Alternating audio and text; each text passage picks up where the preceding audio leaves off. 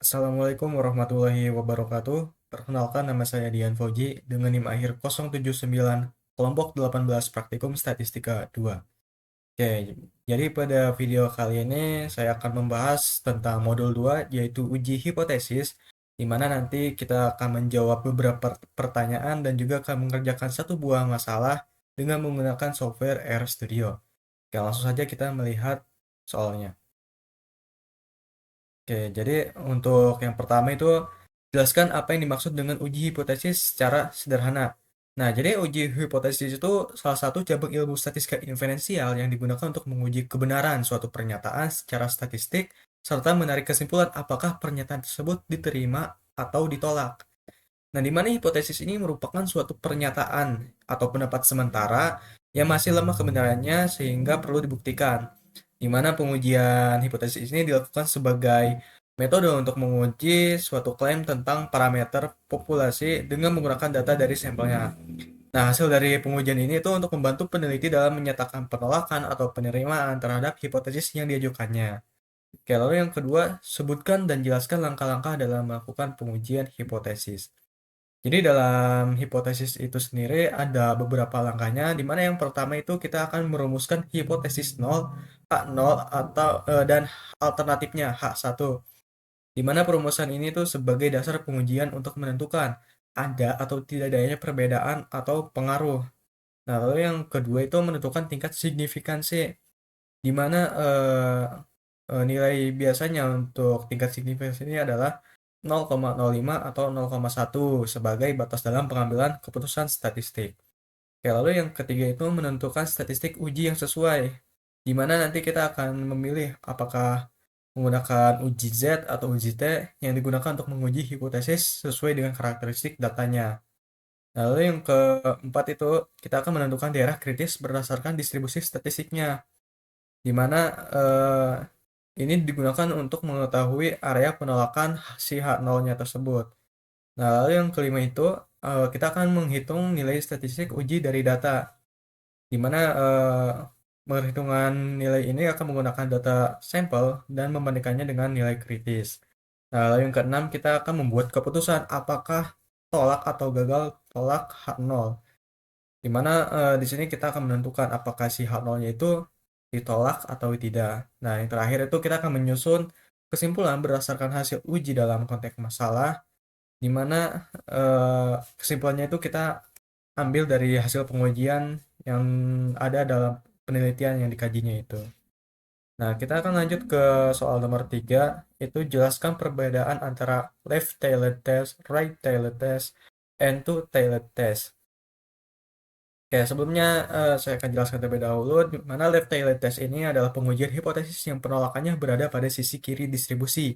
Sehingga ketika hipotesis alternatif menyatakan nilai parameter lebih kecil dari nilai tertentu. Lalu yang kedua itu right-tailed test. Nah, ini adalah pengujian hipotesis yang daerah penolakannya berada di sisi kanan. Di mana ini digunakan ketika hipotesis alternatif menyatakan nilai parameter lebih besar dari nilai tertentunya. Nah, lalu two-tailed test itu adalah pengujian hipotesis yang daerah penolakannya ada pada kedua sisinya. Jadi karena hipotesis alternatif menyatakan adanya perbedaan tanpa arah tertentu, maka itu akan two-tailed test.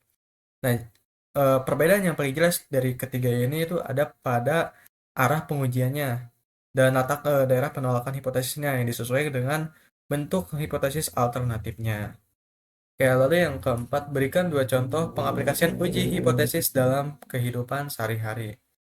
Oke, sebagai mahasiswa mungkin kita akan mengambil contoh seperti waktu belajar mahasiswa, di mana misal seorang dosen ingin mengetahui apakah rata-rata waktu belajar mahasiswa lebih dari 3 jam per hari.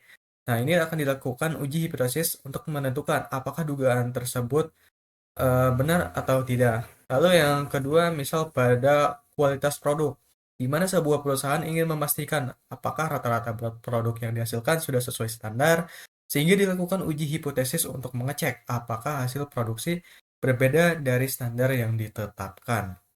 Nah, itu udah kita jawab 4 pertanyaannya. Lalu pada soal yang kelima, ini kita akan mengerjakan menggunakan software RStudio, di mana di sini terdapat sebuah Soal sebuah perusahaan produsen gula pasir menetapkan bahwa berat rata-rata isi bersih produknya adalah 1000 gram per kemasan.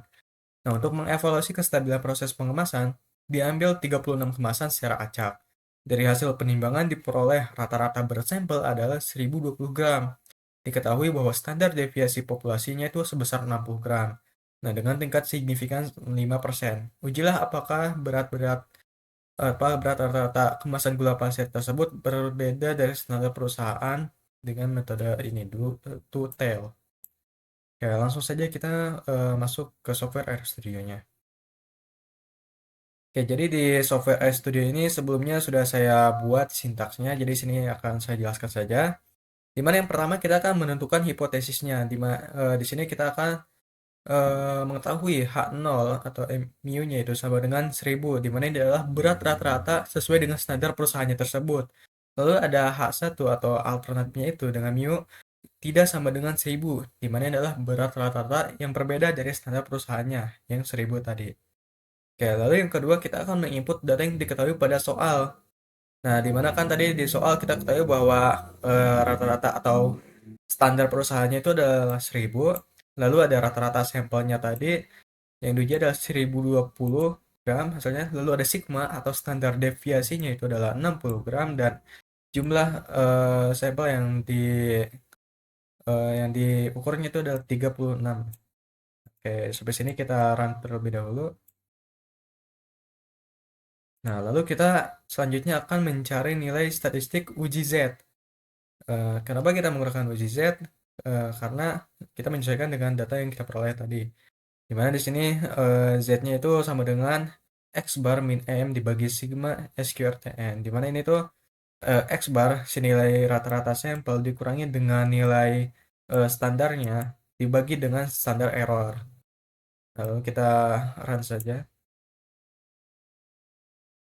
Nah, diperoleh di sini itu untuk nilai uji cheatnya itu adalah 2. Selanjutnya kita akan mencari nilai kritisnya, di mana di sini menggunakan alpha 0,05 dengan sintaks Z half alpha Q norm 1 dikurangi alpha dibagi 2.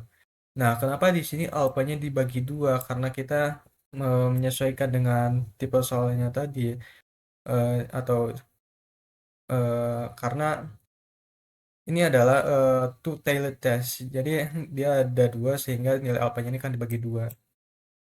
Oke, dari sini langsung saja kita run. Nah, diperoleh nilai kritisnya itu di 1,959 dan min 1,1959, 1,959. Di mana nilai kritis ini tentunya di bawah nilai uji statistik Z-nya itu 2, sehingga di sini nilai untuk H0-nya itu terjadi penolakan atau H0-nya itu ditolak. Ini menunjukkan bahwa adanya perbedaan yang signifikan dalam perbedaan rata-rata dari isi gula tadi. Nah, itu adalah penyelesaian soal nomor 5 menggunakan software RStudio. Mungkin segitu saja penjelasan dari saya untuk video kali ini. Terima kasih atas perhatiannya. Wassalamualaikum warahmatullahi wabarakatuh.